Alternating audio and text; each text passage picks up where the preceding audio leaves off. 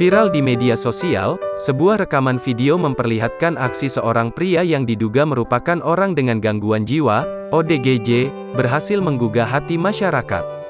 Dalam video yang diunggah oleh akun TikTok @love313, Sabtu, tanggal 19 Maret tahun 2022, terlihat ODGJ tersebut mengenakan pakaian yang compang camping tengah melakukan gerakan mirip salat di atas trotoar pinggir jalan.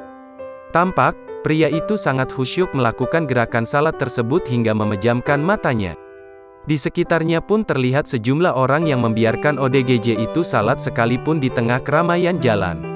Hingga saat ini, video tersebut telah ditonton lebih dari 13 juta kali dan mendapat beragam komentar dari warganet. "Dia lupa siapa dirinya tapi tidak dengan Tuhannya," tulis salah seorang warganet.